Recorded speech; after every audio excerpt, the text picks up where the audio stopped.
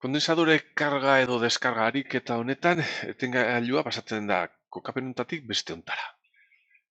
Ikusiko dugu, ze resistentzia ze tensio balioa ditugun, baina gauza ezberdin bezala, begiratzen zuen daukagu tensio iturri bat, egon behar dala zerbait egiten lehendabiziko ariketa horretan, lehendabiziko kokapen horretan, eta gero beste tensio iturri bat hemen, egon behar dela aktibo bigarren kokapen horretan. Gauza zelebretxoa ikusten dugu hemen honen polarizazioa eta honen balioa. Ez balioa positiboa da. Honek zesan nahi du, hemen minus 3 voltio izan behar ditugula. Polarizazio honekin, hau 0 voltio izan da, ulurra izan da, hemen izan behar ditugu 3 voltio gutxiago. Baina, bueno, gu beti prozedura erabili behar dugu. Hasierako tensio balio bat izan behar dugu kondensadore honek. Gero, kokapena aldatzerakoan zerbait egin behar du, edo kargatu edo eskargatu, edo gominola jan edo bota. Eta bukatu behar du beste tensio batera. Zirkuito berri horrek eman behar diona, bale? Horren arabera funtzioak eta konstanteak kalkulatuko ditugu. Bega, ez egiten horren beste hitz egin gabe. Ia, orduen, hau hemen dagoenean, etengailu hau hemen dagoenean, kondensadore hau kargatuta egon behar da. Denbora asko baldin badago hau horrelaxe, hau egon behar da tensio batera. Eta izan behar da, zirkuito honek, hau zintzilikatuta egon behar da, zirkuito honek eman behar dion tensiora. Orduen marraztu behar dut hori. Kalkulatu behar du lehen da biziz, hemen, hau ez dago argi, hasierako kondensadorearen tensioa hasieran, hau ez dago argi. Pentsatu behar dut nola dagoen kondensadore hori hasieran. Hori itxita dagoenean, barkatu, horrela dagoenean, kondensadore hori dagoen zirkuitoa izan behar da, ezkerreko iturri hori horrelaxe, hemen lurra, hemen izan behar dute etengailu hori itxita, hemen egon behar da kondensadorea, eta egon behar da kargatuta, asetuta intensitatearekin, beraz intensitatea ez da pasatu behar, irekita bezala egon behar da, hemen lurra izan behar dugu, hemen kilo ohmio bateko resistentzia hori, eskuinekoa, lurra hemen daukagu, eta gero beste bi hauek egon behar dira zintzilikatuta. Ez du merezi marraztea, azkar egingo dut. Hau zintzilikatuta egon behar dira, eta noek ez daukate eraginik kondensadorea egon behar den zirkuito horretan, ados? Hau ez nuen marraztu beharrik, baina marraztu dut. Zintzilikatu egon behar da, ez dauka eraginik, 500 ohmio, eta kondensadorearen zirkuita hau izan behar da. Edo bestela, aztertzen baduzu berelaxe ikusiko duzu hemen. Egon behar da intensitate bat, baina ez dauka eraginik hemen begira. Hemen 0 voltio izan behar ditu. Hemen 0 voltio. Eta hau irekita dagoenez, hemen intensitaterik ez da behar. Eta orduen, hemengo 0 voltioak ere egon behar dira hemen. Hemen tensio iturri honek ipini behar ditu hemen. 5 voltio horrek esan nahi du gure kondensadorearen tensiora hasierako tensioa polarizazio honekin hartuta zenbat izan behar da. 5 voltio. Kalkulatu dugu. Hasierako tensioa kondensadore honena izan behar dira 5 voltio. Ados, horrelaxe dagolako eta bukatu behar duelako horrela. Orduan gero esaten digute, bale, hasierako denbora batean eta 5 voltio dagoenean, pasatu behar dugu onutza. Pasatu behar dugu untza. Orduan bukatu behar du beste tensio batera. Kondensadore horrek bukatu behar du beste tensio batera, kalkulatu beharko dugula orain, eta forma horren funtzio zehatza kalkulatzen ari gara. Nola bukatu behar du kondensadore horren tensioak beste zirkuito berri honetan hau, horrelaxe isten dugunean. Honek eman behar dion tensiora. Honek eman behar dion intensitatearekin bukatu behar du, asetuta, tensio batera. Orduan zirkuito berri horren egoera edo zirkuito baliokidea kargatuta dagoenean zen izango zen. Hemen izan behar dugu etengailu hori, orain kokapen berri horretan, eta hemen izan behar dugu, hemen bertan marraztuko dut, 500 ohmioko resistentzia, 500 ohmio, hemen izan behar dut minus 3 voltioko, edota polarizazio horrekin 3 voltioko resistentzia horri, hemen lurra, gero hemen egongo zen beste iturri hori zintzilikatu da, ez du merezi marraztea, baina ez egit behar bada jarriko dut. Zuetako norbaitek ez badu horrela egon behar da, eta honek ez du eraginik izan behar kondensadorearen zirkuito honetan. Hemen egon behar da kondensadorea eta kargatuta dagoenean intensitaterik gehiago ez du onartu behar, gominola gehiago ez du nahi, orduen intensitatea moztu egiten du, irekita egongo balitu bezala, hemen egon behar da beste resistentzia hau, 1 kilo ohmiokoa, eta horrela bukatu behar du kondensadorearen tensioak etengailu hau onuntza pasatzen degunean, eta nahiko denbora pasatzen denean. 5 RZ gutxienez. Orduan, ze tensiora bukatzen du zirkuito berri honetan. Ia, hemen 0 voltio. Hemendik intensitatea ez da pasatzen, beraz hemen 0 voltio. Ez intensitatea pasatzen ez delako, baizik eta hemen intensitatea ez pasatzerako 0 voltio erortzen dira, orduan hemen tensio berdina daukagulako. Bazpare esaten dut berriz. Eta hemen zen badaukagu?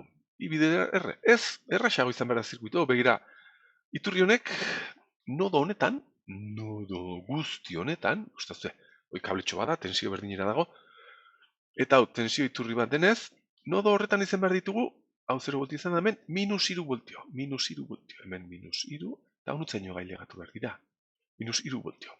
Hemen izango dugu intensitate bat, horrelaxe, zehazki, 0tik -3ra, baina hemendik joan behar da dena. Hemendik ezin da joan, eta hemen -3 voltiok izan behar ditugu. Intensitatea hau kalkulatu behar, zeren ez daukat beharrik. Ados, -3 zuzenean. Eta orduen, horrelaxe bukatu behar du kondensadorearen tensioak. -3 voltiotara. Hasi behar da, 5 voltiotan, kokapen honetan, eta bokatu behar du -3ran. Orduen, deskargatu egiten da. Honen arabera, nun jarri dezaket. Balio hoien arabera, deskargatu egin behar da. Eta deskargatzen denez, jarraitu behar duen funtzioaren forma izan behar da esponentziala. Ber minus t zati RC, baina bere forma esponentziala. Ados. Orduen, hemen bertan. Bai, kondensadorearen funtzioaren forma zehatza izan behar da esponentzial bat, bere esponentea beti minus t denbora zati R bider C. C kondensadorearen balioa eta R ikusten duen erresistentzia kokapen horretan. Eta hemen izan behar dugu, lehendabiziko urratsan, tartea. Zenbat voltio deskargatzen da? Ba, 5etik hasten badea eta -3ra ailegatu, orduen, 8 voltio deskargatzen da. 8 voltio. Bale, hemen tartea jarri beharko dugu. Gauza da, funtzio hau, ahondi hau dut. Ia, hemen tensioaren ardatza, hemen denboraren ardatza. Funtzio hau hasten da 8tik eta deskargatzen da 0ra. Txukunago ateratzen zaidan, 0ra, horrelaxe. Eta ikusi dugu gertatzen dela, dena da hauxe. Hasten dela 5ean eta deskargatzen dela -3an. Adibidez hemen, -3an. Orduen, funtzio hau horrelaxe da hau. Eta gu nahi dugu 5ean hasi eta -3ra jaitsi. Ja, nahiko zakarra geratzen zait. Itxue, berriz, txukunduko du pixka bat. Ardatza hoia. Zuzenago. Hemen. Eta orduen, hasten da 5ean eta ailegatzen da 3ra. Horrelaxe. Hobeto. Orduen, funtzio hau da honena. 8an hasi eta 0an bukatu. Baina, nahi dugu 5ean hasi eta -3an bukatu ikusi dugulako horiek direlako balioak. Orduen, esponentzial honi geratzen zaigu eskalatzea. Jeistea 8tik 5era 3 voltio. Hauxe izango zen tensioaren forma osoa. Ados, eta bakarrik geratzen zaigu kalkulatzea RC konstantea. RC konstantea izan berdela C kondensadoraren balioa, milifaradio bat, bat milifaradio, -3 faradio, eta R da kondensadoreak ikusten duen erresistentzia zirkuito honetan, deskarga zirkuito honetan, eta hemen ze erresistentzia ikusten du. Hauek balio gabetuta. Hoi balio gabetzen badegu, marraztu dezaket. Hau, balio gabetuta lurrara, zeren hau zirkuito laburtzen da, hemen 500 ohmioko erresistentzia, 500 ohmio, hemen lurra, hemen kondensadorea, hemen beste resistentzia, kilomio batekoa lurrara.